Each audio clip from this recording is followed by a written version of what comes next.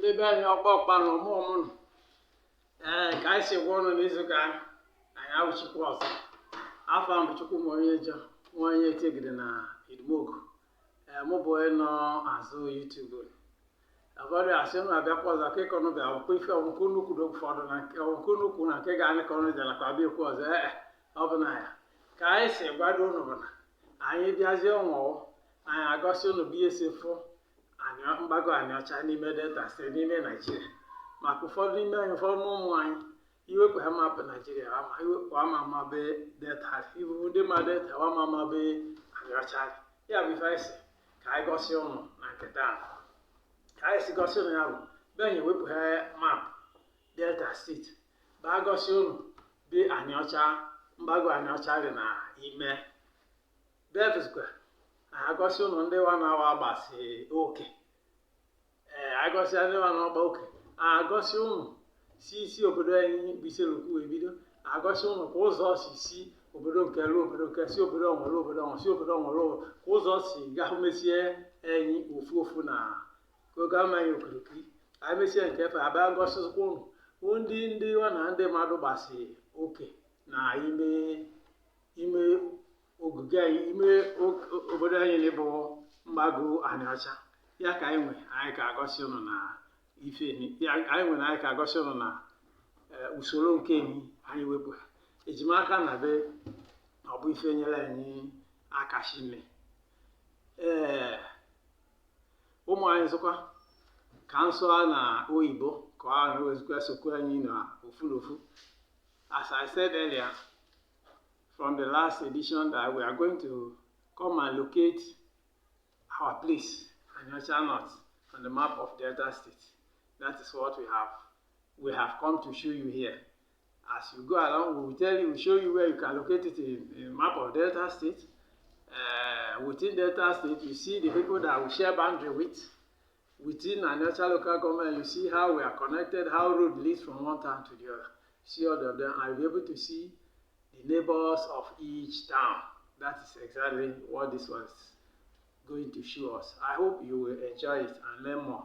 As I said earlier, continue to enjoy it, continue to learn history, and continue to learn our culture, and continue to subscribe to this YouTube, and together we'll do it better.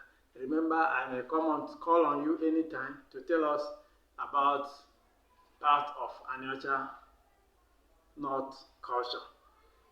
Thank you so much. Let us watch on. Dịka ka si ekwu mbụ be ka ihe sefu ya bụ Aniocha na ime Naijiria ka esi ma na beni bụ Aniocha ya ma eji ha mapụ Delta steeti iji gosi ebe esefu Aniocha ijebe n'isi mgbago oniwe ji yelo omeme be ka Aniocha mgbago Aniocha dị Aniocha North ndị nwa na agbasi oke ije si aka nri ya bụ Oshibiri local gọọmenti ịgasị ụzọ adịbe na mmemme blue ya bụ Aniocha South ịgasị aka ekpebe ya bụ Eka local gọọmenti ịgasị ụzọ enu Edo steeti ya adịbefe so na anyị na ndị Edo steeti ndị mgbago Aniocha na ndị Edo steeti gbaa oke wa na ndị Eka local gọọmenti gbaa oke wa na ndị Aniocha South gbaa oke wa na ndị Oshimiri gbaa oke efu na enwekọma ndị agbata obi na beni anyị nọ ya ka Chukwu ji gọzie anyị shine maka ụzọ iche iche ifere mma isi be ndị ọzọ bịa nọchime anyị anọ na ana Ifekide so bụ ya bụrụ so ifu map of Nigeria ebe efu Delta State ifu map of Delta State ijeme isi nko beni mgbago beni be ka esi fụ Aniocha North ya bụ mgbago Aniocha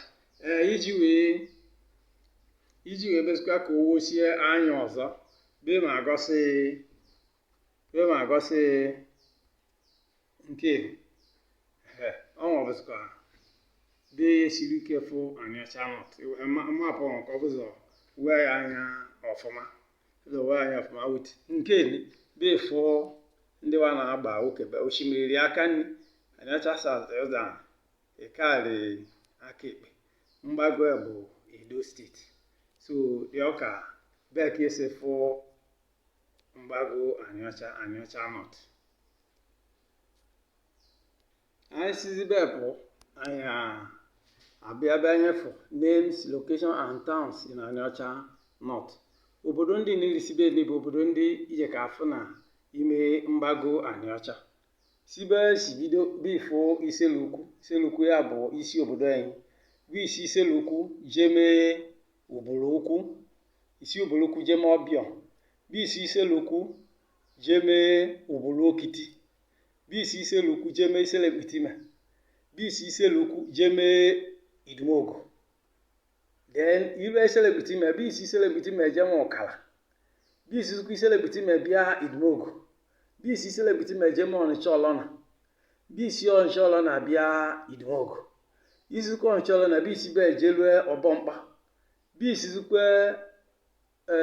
Ọnịcha Ọlọna jeme Ụkala. Do na Ụkala adị na okpuru mgbago Anịọcha, ya ma anyị ji na-ekwu okwu gbasara. Isi Ọnịcha Ọlọna bụ ijeme Ezi, bụ isi isi be jeme Ebu, mana maka na Ebu a n'okpuru be anyị ama akwu okwu gbasara. Isi Ezi bụ isi Ezi bịa Ọbọmkpa, isi Ezi ijeme Anịọma, isi Anịọma ijeme Ọgọdọ, isi Ọgọdọ bụ ijeme Ubulubu, isi Ubulubu bịakwa Ọbọmkpa ọzọ. Isi Ọbọmkpa bụ bi aga Ọbọmkpa jeme Ugboba. Isi Ọbọmkpa bụ isi Ọbọmkpa jeme Ukwunzu. Isi Ọbọmkpa jee Idumogo, bụ isi Ukwunzu jee Idumogo. Isi Ukwunzu jeme Ọnịchukwu, bụ isi Ọnịchukwu jeme Ise. Isi Ise bịa Idumuju ụnọ, bụ isi Idumuju ụnọ jeme Ugbodu. Si Ọnịchukwu jeme Ugbodu, isi Ukwunzu jeme Ugbodu. Ilu Idumuju ụnọ bụ isi Idumuju ụnọ jeme Idumuju Gboko, bụ isi Idumuju ụnọ jeme Ọnịcha Ugbo. Isi Idumuju Gboko ije Anịọfọ, bụ isi Idumuju Gboko bịa Ọnịcha Ugbo, bụ isi Ọnịcha Ugbo jemezukwa Iselukwu, bụ isi Ọnịcha Ugbo jeme Igbodo, mana Igbodo adị na okpuru nke anyị, ya ma anyị amajikwa okwu gbasịrịwa. Ọbịọ ka m si kwu mbụ, Ọbịọ dị okpuru anyị, mana ụzọ esi na Ise ijeme ozigbo osi ibe ilu Ubolokwu tupu ijeme Ise. So na ka Ọbịọ si kwụsị na be anyị afọ obodo ndị nke ọzọ anyị kenerezi ka anyị ma ndị obodo na ndị obodo gbasi oke, ka ọ bụzọ kwe ụmụ anyị ọ bụ na ama na obodo wee si bịa bụ ama ndị nwanụ agba oke bụ ama bụ esi be na-ejebe nke ni ngọsịwa mapụ nke ni bụ ya gọsịwa bụ ya eri ike si obodo wee jeme directly ọnụ aja obodo ọzọ bụ isi obodo efu jeme obodo wa chọọ ije ya bụ nke ni iso usoro mapụ na sketching bụ ife ncha ewoghị anya ka esi chọọ, ya bụ ndekpọ anya ọfụma ka ịma ka esi si ebe lue ebe masị ka ma na akaba anyị ni ife ọganihu kwesịrị ịbịa maka na obodo anyị ofu ụzọ aga na ọtụtụ obodo enwe ụzọ iche iche bịa anyị dị central na be anyị many of the time anyị nwe ụzọ dị iche iche bịa kwudosi ebe ndị na-eri Anịọma na Ọgọdọ ndị na-ere ka na ofu ụzọ kwudowe nwaanyị nwe ụzọ sikwe sa na Edo steeti ndị enwere ụzọ gawa gburugburu be ncha nwaanyị nwe ụzọ jee kwudo ịsa iluzikwa Ugboba ilo na be Ugboba jedebe Ugboba na ndị ịsa nwee oke, ya bụ ka anyị nene ndị anyị na-agbasi oke na ime Anịọcha be dịka ka anyị si debe si list of towns in Anịọcha North and their neighbors. Ya bụ afa ndị rime Anịọcha, obodo ndị rime Anịọcha be wa na ndị agbata obi we ndị wa na-agbasi oke ka anyị na-emewe ofu si isi obodo anyị wee bido, ya bụ Iselukwu. Ilue Iselukwu si sketch map afọ anyị meme ibe ife na Iselukwu na Idumogo nwoke, Iselukwu na Iselekpitime nwoke, Ọnịcha Ugbo na Iselukwu nwoke, Iselukwu na Idumuju ụnọ nwoke, Iselukwu na Ọnịcha Ukwu nwoke. Ndị ncha bi isi eje Iselukwu direct. Nke ọzọkwa bụ Idumogo, ofu obodo n'ime ndị be anyị efe. Idumogo na Iselukwu nwoke, Idumogo nwe ụzọ, Idumogo na Ukwunzu nwe ụzọ nwoke, Idumogo na Ọbọmkpa nwoke, Idumogo na Iselekpitime nwoke, Idumogo na Ọnịcha Ọlọna nwoke. ya bụ ndị nwanne Idimogo gbasi oke befenịbọ. Nke ọzọ abụ Ọnịcha ugbo. Ọnịcha ugbo na Iselukwu nwe ụzọ. Ọnịcha ugbo na Idumuji Ugboko nwe ụzọ. Ọnịcha ugbo na Idumuji ụnọ nwe ụzọ. Nke ọzọ ndị ọzọ wa na-anwekwa ụzọ bụ ndị Igbodo, mana Igbodo adị na okpuru be ya ma anyị ji na-ekwute ya oke okwu. Nke ọzọ bụ Ọnịcha Ọlọna. Ọnịcha Ọlọna na ndị Idimogo nwe ụzọ. Ọnịcha Ọlọna na Ezi nwe oke. Ọnịcha Ọlọna na Ọbọmkpa nwe oke. Ọnịcha Ọlọna na Iselekputime nwe oke. Efefọ ndị ha na ndị Ọnịcha Ọlọna agbasi oke be. Nke ọzọ bụ Ukwunzu. Ukwunzu na ndị Ọnịcha Ukwu nwe oke. Ukwunzu na Ugboba nwe oke. Ukwunzu na Ọbọmkpa nwe oke. Ukwunzu na Idimogo nwe oke. Ukwunzu na Ugbodu nwe oke. Dị ka ndị nwana Ukwunzu nwesi oke na be. Nke ọzọ abụghị Ezi. Ezi na Ọnịcha Ọlọna nwe oke. Ezi na Ọbọmkpa nwe oke. Ezi na Aniọma nwe oke. Dị ka wasị n'ọba. Nke ọzọ abụghị Ọnịcha Ukwu. Ọnịcha Ukwu na Iselukwu nwe oke. Ọnịcha Ukwu na Idumuji ụnọ nwe oke. Ọnịcha Ukwu na Ugbodu nwe oke. Ọnịcha Ukwu na Idimogo nwe ụzọ. Ọnịcha Ukwu na Ukwunzu nwezikwa oke be. Nke ọzọ abụghị Idumuji ụnọ. Idumuji ụnọ na Idumuji Ugboko nwe oke. Idumuji ụnọ na Ọnịcha Ugbo nwe oke. Idumuji ụnọ na Iselukwu nwe oke. Idumuji ụnọ na Ọnịcha Ukwu nwe oke. Idumuji ụnọ na Ugbodu nwezikwa oke. Ya ka nke wasị n'ọba. Nke ọzọ abụghị Idumuji Ugboko. Idumuji Ugboko na Idumuji ụnọ nwe oke. Idumuji Ugboko na Aniọfụ nwe oke. Idumuji Ugboko na Ọnịcha Ugbo nwe oke. Ya ka nke wasị kwụsịbe. Nke ọzọ bụ Aniọfụ. Aniọfụ na Idumuji Ugboko nwe oke. Ụzọ nke ọzọ sibe Anịsa ka nke efu si. Ya ka nke ọzọ bụ Ugbodu. Ugbodu na Idumuji ụnọ nwe oke. Ugbodu na Ọnịcha Ukwu nwe oke. Ugbodu na Ukwunzu nwe oke. Ya ka asị danaba. Nke ọzọ abụghị Ugboba. Ugboba na Ọbọmkpa nwe ụzọ. Ugboba na Ubulugbo nwe ụzọ. Ukwunzu na Ugboba nwezikwa ụzọ. Ya ka asị kwụsịba. Nke ọzọ abụzikwa Ọbọmkpa. Ọbọmkpa na Ugboba nwe ụzọ. Ọbọmkpa na Ukwunzu nwe ụzọ. Ọbọmkpa na Idimogo nwe ụzọ. Ọbọmkpa na Ezi nwe ụzọ. Ọbọmkpa na Ubulugbo nwezikwa ụzọ. Ya ka asị kwụsịba. Nke ọzọ abụghị Ubulugbo. Ubulugbo na Ọgọdọ nwe ụzọ. Ubulugbo na Ọbọmkpa nwe ụzọ. Ubulugbo na Ugboba nwe ụzọ. Ya ka asị n'ọba efu. Nke ọzọ abụghị Ọgọdọ. Ọgọdọ na Ubulugbo nwe ụzọ.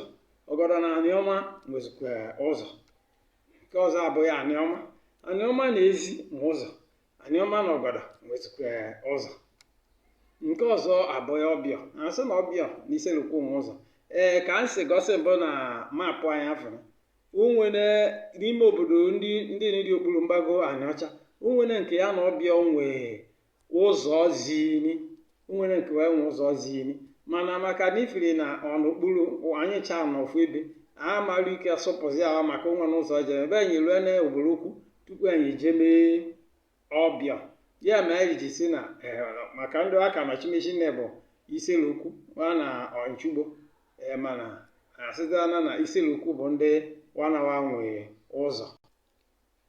Ihe na ife nke anyị gosira na ọnụbe anyị afọ ọ bụ na ka obodo ụzọ si obodo ruo ebe si obodo ruo ebe. Gosizikwa ndị obodo na ndị obodo gbasi oke. Ife anyị ka emezi ọzọ bụ ka anyị kọwanye ụmụ anyị na ọnụ oyibo ka ọ bụzọ so anyị ife anyị ma. As we said in the English version, this is map of Delta State. If you want to locate Anịọcha North, this is where you see it. You see this yellow patch at the top right end here. That is Anịọcha North. That is where we are discussing, or where we are from.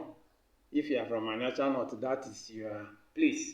And seeing Anịọcha North there, we are bounded to the east by Oshimiri local government, to the south by Anịọcha South, to the west by Eka local government, and to the north by Edo State. This is how we stand in Delta State. And to illustrate further, I brought this one. This one makes it much clearer and precise.